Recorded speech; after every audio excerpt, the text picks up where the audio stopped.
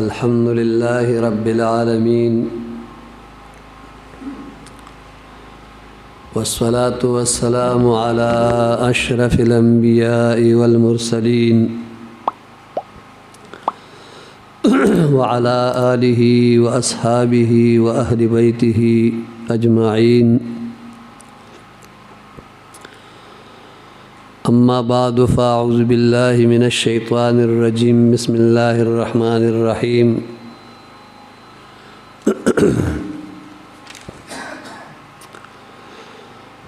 قد أفلح من زكاها. صدق الله مولانا العظيم. إن الله وملائكته يصلون على النبي يا أيها الذين آمنوا صلوا عليه وسلموا تسليما. اللهم صل على سيدنا ومولانا محمد وعلى آل سيدنا ومولانا محمد وبارك وسلم عليه. صلاة وسلاما عليك يا سيدي يا رسول الله وعلى آلك وأصحابك يا سيدي يا حبيب الله. معزز و حاضرین کرامو، ستاسو حضور کې نن بیا په 15مه ورځ د چهارشنبې په ورځ د درس تصوف دویم نشست کې مونږ او تاسې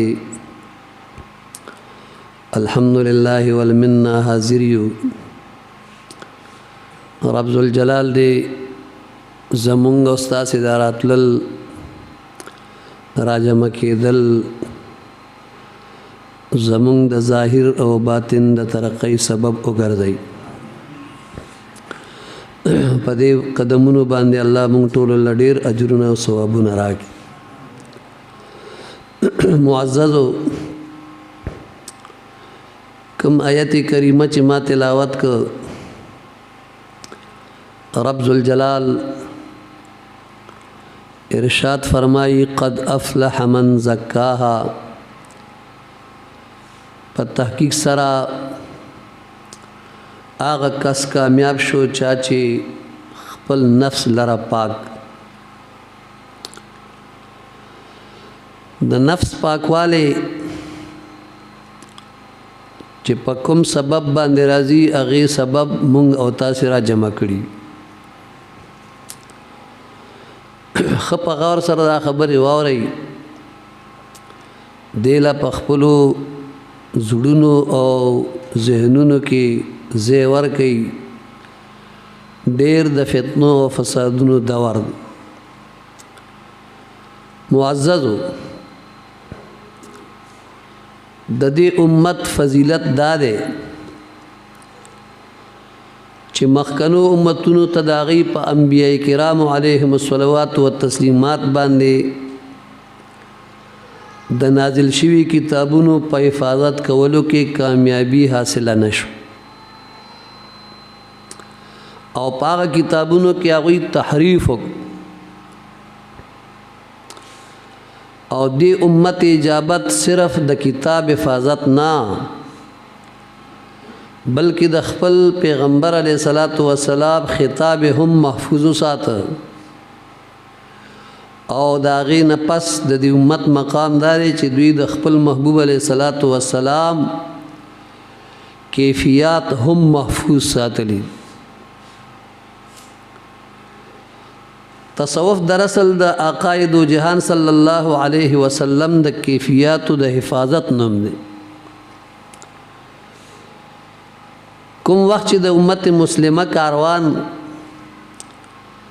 د عهد نبوت نه یعنی د حضور صلی الله علیه و آله وسلم د حیات ظاهری نه پس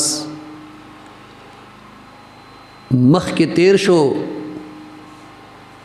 نو سمدستی ماده پرستی حمله وکړه. هر طرف نه سازشونه شروع شو. شیطانی لخکرو دا غستل چې د دوی په زړونو کې د ایمان کوم نور پروت دی کدا بالکل ختم نشي نو کم از کم مدم او کمزور خو بشي کله چې د دنیا د محبت دند ولګېدو او د مختلفو ماده پرستۍ ګرد و غبار په زړونو پریوتو نو مخې ته د تصوف رڼاګانې راوچتې شوې او زړونو ته یې نوې چمک او دمک وبخ چونکې صحابه کرام رضوان الله تعالی علیهم اجمعین چې دي نو هغوی ته د داسې غسل ضرورت نو چې هغوی خپل لونه په غسل ورکولو پاک کړی وي دیو جنا پاوی باندې چې د آقای نامدار جناب محمد مصطفی علیه التحیت و ثنا یو جلوه پریوتا نو دا غوی زلونه به خود چمکدار وګرځیدل د حضور صلی الله علیه وسلم مبارک په نگاه کې الله داسې کمال چولې وو چې هغه نگاه به پچا باندې یو ځل ور پریوتا نو داغه ظاهر او باطن به دواړه صفاک لہذا مونږ او تاسو د اخر زمانه خلق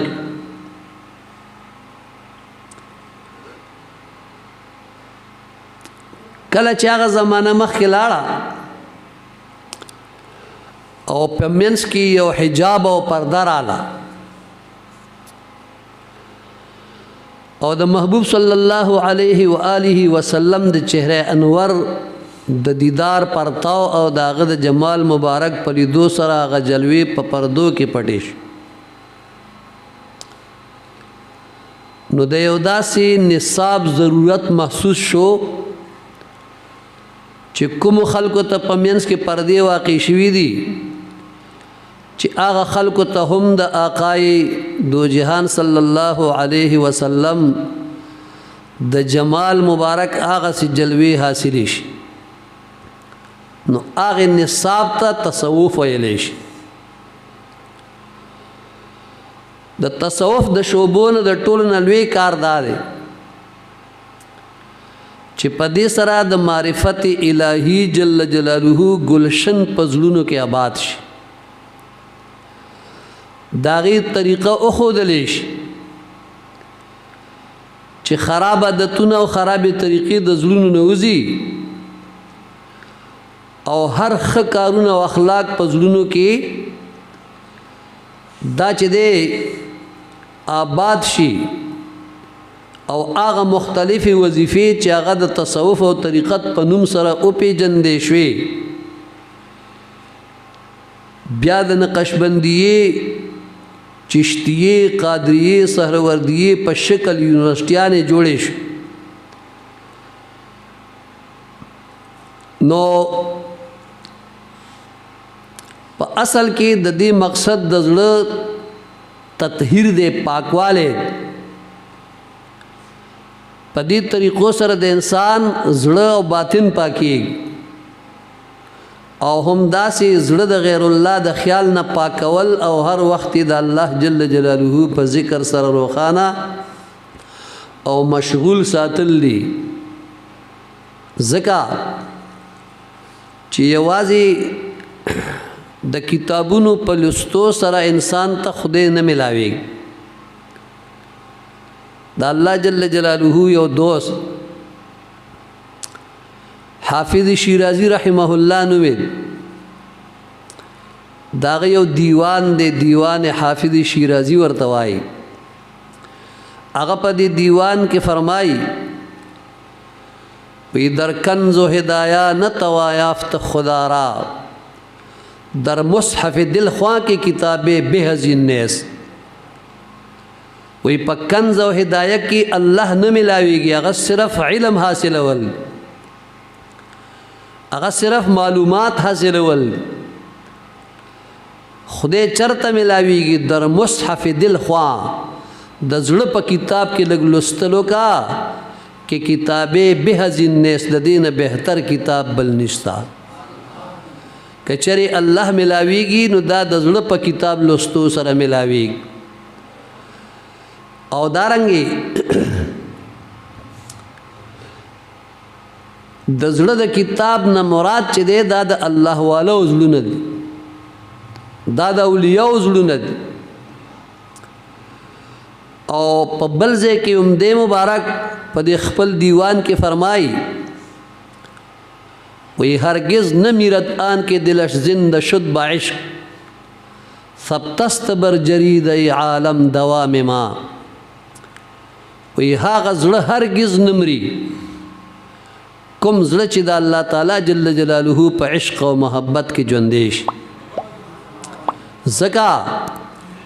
چې سبتست بر جرید عالم دوام ما د عالم په تختی باندې چې لوح محفوظ دی زمونږ د همیشه والی زندگی لیکلې ده یعنی د چا زړه چې د الله تعالی په ذکر ژوندې شي حیات قلبی پیدا شي دا بیا نمري تر دې چې د دې تعلق تر آخرت پورې مونږ او تاسو لم پکار دي چې د الله تعالی جل جلاله د دغه دوستانو په دغه اقوال زرینو باندې عمل پیراش هغه کم برکات چې دا غوي دي چې دا مونږ ته هم حاصل شي ملو شي مونږ هم داغې نه مستفید وګرځي اوس کومه قرآن عظیم الشان تراش قرآن پاک کې ډېر آیتونه داسې دي چې په هغې سره مونږ ته د دې نصاب طرف ته رهنمایي ملاویږي چې د وخت په راتلو سره د دې دفتر کولاوېدل او د قرآن او سنت د عقاید و جهان صلی الله علیه وسلم دارنګې دغه شعبه د تصوف په شکل کې راتلل وو سرنګ چې نور شعبجات د علم رااله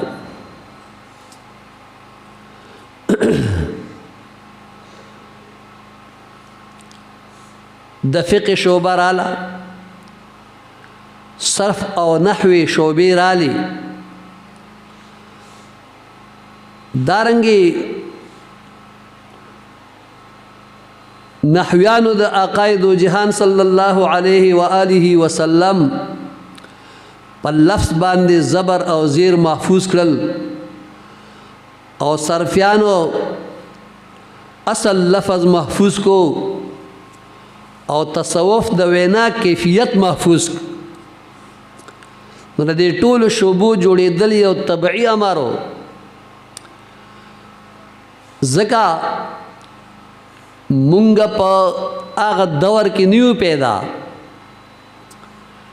مونږ په خپل سترګو د نبی کریم صلی الله علیه و آله وسلم زیبا چهره نه لیدلې زمونږ هم یو ضرورت او یو شرعي تقاضا وا چې داغي پیش نظر دغه تقاضا امت اجابت په خپل د الله پاک په فضل سره پورا کا اوس په دغه تصوف سره هغه رڼا زړونو ته ملاویږي چې په منځ کې په زرګونو میله سفر په 100 ساعتونو کې توی کېږي او بنده کلر ناس وي هم د حضور صلی الله علیه وسلم څنګ ته رسیږي زستاسو ذهن د قرآن عظیم الشان طرف ته بوزم د قرآن عظیم الشان په سورہ یونس کی اللہ تبارک و تعالی جل مجدہ فرمائی یا ایها الناس قد جاءتکم موعظة من ربکم وشفاء لما فی الصدور اللہ جل مجدہ فرمائی یا ایها الناس قد جاءتکم موعظة من ربکم اے خلقو تاسو ته د رب ذوالجلال د طرفنا یو وعظ راغلی